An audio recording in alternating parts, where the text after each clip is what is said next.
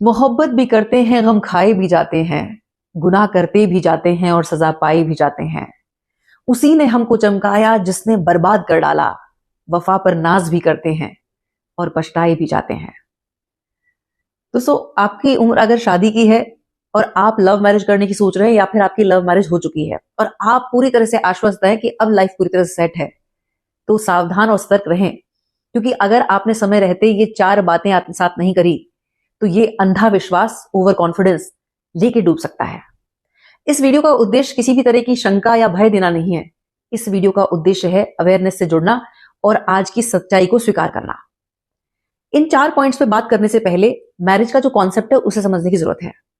अभी एक इवेंट था जिसमें एक 70-75 वर्ष की एक मैम थी, उनसे मुलाकात हुई और वो बहुत अच्छी बात कर रही थी। उन्होंने कहा कि एक समय था, 60-70 के दशक की बात वो बता रही थी, कि तब पूरी तरह से जो भारतीय परिवेश में मैरिज का जो कॉन्सेप्ट था वो अरेंज मैरिज का था। इक्का दुक्का कोई ऐसा जिक्र में आता था कि उस लड़की ने लव मैरिज करी है या फिर उसका तलाक हुआ है। और सोसाइटी का जो पहला रिएक्शन होता था वो ऐसे होता था कि क्या उसने लव मैरिज करी है, उसका तलाक हो गया। और ये इसलिए हुआ करता था क्योंकि वो 4 लोग और समाज क्या कहेगा, उसका भय होता था।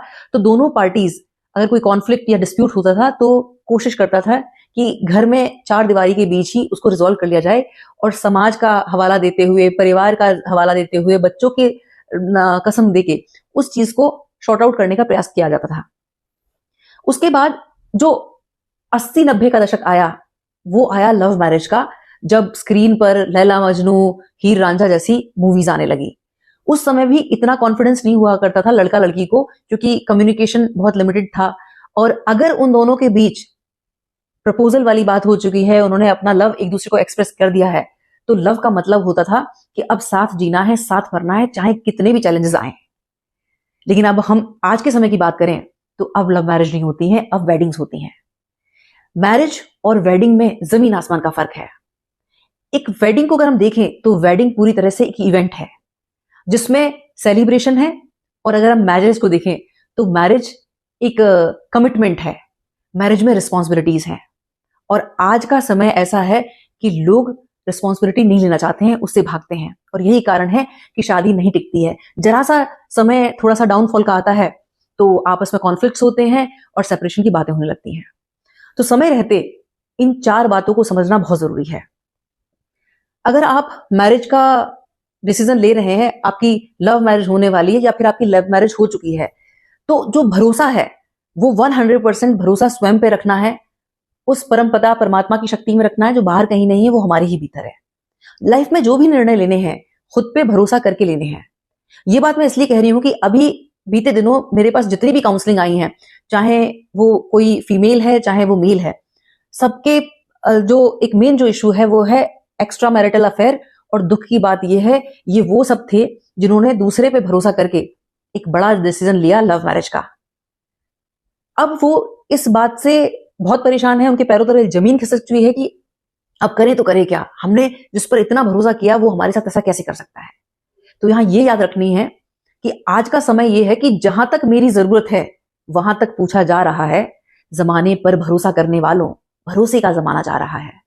तो समझदारी इसमें है कि जो निर्णय लेना है अपने ऊपर भरोसा करके लेना है, क्योंकि अगर भगवान ना करे ऐसी कोई परिस्थिति भी आएगी, तो जब आपका विश्वास अपने ऊपर होगा तो आप एक वाइज डिसीजन ले पाएंगे, अन्यथा आप पूरी तरह से टूट जाएंगे और आपको नहीं समझ में आएगा कि अब जीवन जीना कैसे है, और जीवन जीना बहुत मुश्किल हो जाएगा। दूसरे पॉइंट की अगर मैं बात करूं तो ये इंपॉर्टेंट है फीमेल्स के लिए, लड़कियों के लिए। अगर सामने वाला आपके ऊपर जान नछावर कर रहा है, वो अपना लव एक्सप्रेस कर रहा है, पूरी तरह से चांद तारे तोड़ने की बात कर रहा है, और वो पूरे ब्रह्मांड में इकलौता लड़का ऐसा हो जो आपको लगता है कि यार इस जैसा कोई दूसरा नहीं हो सकता, तो भी भूले से भी पेरेंट्स के अगेंस्ट जाके कभी शादी करने की भूल ना करें। क्योंकि माता पिता लड़की की सबसे बड़ा सपोर्ट सिस्टम होते हैं। और साथ ही साथ आपको अपना पहला प्यार अपनी किताबों को बनाना है, अपने हुनर को बनाना है। यहां मैं एक एग्जाम्पल देना चाहूंगी, जो टेनिस जगत का एक बहुत जाना माना नाम है, सानिया मिर्जा जी का, जिन्होंने वर्ल्ड लेवल पे बहुत ख्यातियां दिलाई हैं, बहुत सम्मान दिया है, भारत को सम्मान उनकी वजह से मिला है इस खेल जगत में। तो कुछ सालों पहले उन्होंने एक निर्णय लिया था शादी का, और वो पाकिस्तानी एक क्रिकेटर था, उससे शादी करने का उन्होंने जब सोचा तो हर व्यक्ति उन्हें बहुत क्रिटिसाइज कर रहा था। इनफैक्ट मैंने भी किया था कि क्या क्या इन्होंने डिसीजन लिया है, हमारे भारत देश में भी सेम कम्युनिटी में इतने योग्य लोग हैं, तो वहां जाने की कहां जरूरत थी। पर वो अपना निर्णय लेते वक्त भी बहुत कॉन्फिडेंट थी, क्योंकि वो उनका अपना एक सोचा समझा एक वाइज डिसीजन था उनके हिसाब से। और सबसे पहली बात थी कि उस निर्णय में उनके माता पिता साथ थे। और सबसे अच्छी अगर एक बात सुने तो वो ये थी कि वो ना पहले ना आज अपने शौहर की आइडेंटिटी की मोहताज नहीं थी, ना है। उनकी अपनी पहचान वर्ल्ड लेवल पे है और उनकी फैन फॉलोइंग की तो क्या कहने।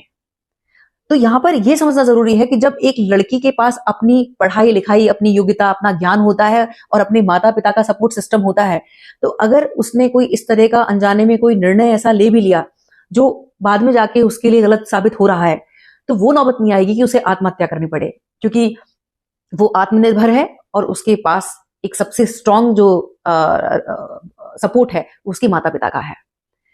इस पर बहुत अच्छी लाइंस हैं और वो ये कहती हैं कि शोर बहुत है पर सुनाई नहीं देगा, आंखें हैं नम पर आंसू दिखाई नहीं देगा, तुझसे निभाने की खातिर मैंने जमाने से बिगाड़ ली, सो अब मेरे हक में भी कोई गवाही ना देगा। तो किसी के प्यार में इतने अंधे ना हो जाएं कि आप जमाने से बगावत कर बैठें। आज के समय में तो ये समझना बहुत जरूरी है। अब अगर मैं तीसरे पॉइंट की बात करूं तो अभी कल एक सेशन 1-on-1 हुआ है और वहीं से मुझे प्रेरणा मिली है कि इस संवेदनशील विषय पर मैं बात करूं। एक भाई जो गुजरात से थे, उन्होंने क्लियर कहा, उन्होंने तो कहा कि दीदी आप मेरा नाम लो लेकिन आप इस पर वीडियो बनाओ। मैं उनका नाम नहीं लूंगी, लेकिन उन्होंने अपनी कहानी ये बताई कि उनकी वाइफ के साथ उनका सीरियस एक अफेयर 4 साल चला और उनकी पत्नी का उनके प्रति समर्पण और वो अपनापन इतना ज्यादा था कि उन्होंने ही अपने पिता को कह के रिश्ता भिजवाया। और वो बोले कि मैं क्लियर था कि पढ़ाई लिखाई के बाद मुझे अपना फैमिली बिजनेस ही संभालना है। घर वालों की रजामंदी से बहुत प्यार से शादी हुई। शादी के बाद अच्छे सुखद हमारे 8 साल बीते। 2 ट्विंस बेटियों को मेरी पत्नी ने जन्म दिया। हम सब लोग बहुत खुश थे। बेटियों के जन्म के बाद मैं अपने काम को लेके और समर्पित हो गया, क्योंकि मेरे दिमाग में ये चीज थी कि मैं अभी जितनी मेहनत कर लूंगा तो बेटियों का भी भविष्य बन जाएगा और उसके बाद जो बचा हुआ समय होगा वो मैं आराम से अपने परिवार के साथ व्यतीत कर पाऊंगा। और अभी 7-8 दिन पहले मुझे ये पता चला है कि मेरी वाइफ का एक सीरियस अफेयर किसी पर्सन के साथ है और मैं खूब रोया। मैंने कहा कि कहाँ कमी रह गई। तो उसके बाद उन्होंने ये बताया कि जो भी रीजंस थे उन्होंने दिए और उसमें जो एक्सक्यूज थे वो ये था कि तुम मुझे समय नहीं देते। तो ये महिलाओं का एक बहुत बड़ा ट्रैप होता है, माइंड गेम होता है कि चोर कभी अपनी गलती को नहीं मानेगा। वो ये नहीं स्वीकारेगा कि मैं गलत थी, उसने अपनी पूरी बात दूसरे पे डाल दी। ये समझने वाली बात है कि वो व्यक्ति, आपका हस्बैंड जो मेहनत कर रहा है दिन रात की, वो आपके लिए कर रहा है, इन बच्चों के भविष्य के लिए कर रहा है। अगर उससे कोई शिकायत भी है तो समझदारी इसमें है कि उस पर बात की जाए, ना कि एक्स्ट्रा मैरिटल अफेयर में पढ़कर उसके पैरों तले जमीन खिसका दी जाए। उसके लिए अभी उस भाई के लिए इतना मुश्किल हो रहा है, वो बोल रहा है कि दीदी मैं रात रात भर सो नहीं पाता, एक अजीब सी एंजाइटी होती है कि जाने भविष्य में क्या होगा, कैसे होगा। बोले उसके बाद भी मैं कह रहा हूं कि तुम पूरी एक लिस्ट मुझे बना के दे दो, तुम्हें जिस जिस चीज से दिक्कत है मैं वो सब करने को तैयार हूं, लेकिन तुम इस ट्रैक पे मत जाओ क्योंकि बच्चियों का सवाल है, ये 2 बच्चियों का क्या होगा। बोले कि दीदी मैं अपनी बेटियों की खातिर इस हद तक भी झुकने को तैयार हूं, लेकिन अभी उसकी बुद्धि का नहीं समझ में आ रहा है, वो पूरी तरह से ब्लैंक है, मुझे किसी तरह का कोई रिस्पॉन्स नहीं दे रही है। कल जब ये सेशन हुआ है, आज सुबह मैं ये सब चीजें याद करती रही और एक बहुत अच्छी लाइंस मुझे याद आई और वो ये थी कि तुम ना उतरना मैं उतरूंगा गहराई में, तुम ना उतरना मैं उतरूंगा गहराई में, क्योंकि पगड़ी बड़ी होती है दुपट्टे से लंबाई में। अब एक भाई अपने रिश्ते को बचाने के लिए इससे ज्यादा क्या कर सकता है कि वो सब कुछ करने को तैयार है, सिर्फ वही चाहता है कि जो गलत ट्रैक में मेरी पत्नी चली गई है वो वापस आ जाए और वो अपनी बच्ची को ख्याल रखे और घर को संभाले। चौथे पॉइंट में ये समझना है कि पैसा और रुपया, पैसा और प्यार सेकेंडरी है, सबसे इंपॉर्टेंट है अपनी मेंटल हेल्थ। अगर मेंटल हेल्थ सही है तो बुरी से बुरी सिचुएशन में भी सब कुछ बन जाएगा। आजकल जो इस तरह की वारदातें हो रही हैं कि पत्नी ने पति की जान ले ली, पत्नी ने पति की जान ले ली, पति ने पत्नी की जान ले ली, बच्चों की जान ले ली, इन सब के कारण अगर आप देखें तो वो एक्स्ट्रा मैरिटल अफेयर ही है। और स्पेशली इंसान तब और हैरान रह जाता है जब वो ये सोचता है कि यार मेरी तो लव मैरिज थी और हम तो इतने हैप्पी कपल थे, इसके बाद मेरी पत्नी ऐसा कैसे कर सकती है, इसके बाद मेरा पति ऐसा कैसे कर सकता है। यहां एक बहुत अच्छी इंस्पिरेशनल स्टोरी है जो हमें समझने की जरूरत है और वो है एक अक्षत गुप्ता जी और जो कि नेशनल लेवल पे उनको बड़ा फेम मिला हुआ है और वो नेशनल लेवल पे स्टोरी टेलर और राइटर हैं, और जोश टॉक पर उनकी बड़ी अच्छी टॉक है, और वो टाइटल भी ये है कि शादी कर रहे हो तो ये वीडियो जरूर देख लेना। वो ये बताते हैं कि 5.5 साल का उनका लव अफेयर था और 22 साल की उम्र में उन्होंने अपनी पसंदीदा लड़की से शादी करी। दोनों का प्यार बहुत प्रगाढ़ था। 8.5 साल वो शादी प्यार से चली। 22 साल की उम्र में उन्होंने अपना रेस्टोरेंट खोला इंदौर में। एक रेस्टोरेंट से स्टार्ट किया अपना करियर, और फिर उसके बाद भगवान की कृपा से उनकी मेहनत ऐसी रंग लाई कि 5 रेस्टोरेंट तक वो पहुंच गए 8.5 साल में। और एक दिन अचानक 8.5 साल बाद जब उन्हें ये लगने लगा कि मेरे पास भगवान का दिया हुआ सब कुछ है, पैसा, रुतबा, उनका एक 6.5 साल का बेटा था, इतनी प्यारी पत्नी, लव मैरिज हुई है, अच्छा परिवार, सपोर्टिव परिवार, मैं तो धन्य हो गया। तब 8.5 साल बाद अचानक एक दिन पता चला कि मैडम को गुप्ता जी के फ्रेंड से प्यार हो गया है। अब सोचें उस व्यक्ति पर क्या बीती होगी कि उसके फ्रेंड से मैडम को प्यार हुआ, और वो मैडम जो कि लव मैरिज करे बैठी हैं।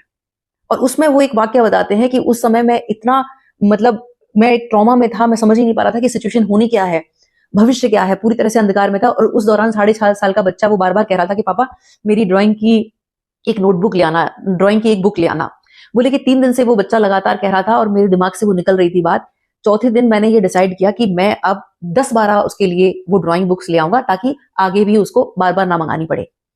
बोले कि जब मैं घर वो ड्राइंग बुक्स लेके आया तो पता चला कि मैडम बच्चे को लेके ऑलरेडी जा चुकी हैं। बोले उस दिन मैंने पूरी तरह से होप खो दी और मैं एक डिप्रेसिव स्टेट में पहुंच गया। फिर उसके बाद जैसे तैसे मैंने अपने आप को संभाला और मैं उन ड्राइंग की बुक्स को देखकर रोता था, मुझे अपने बच्चे की याद आती थी।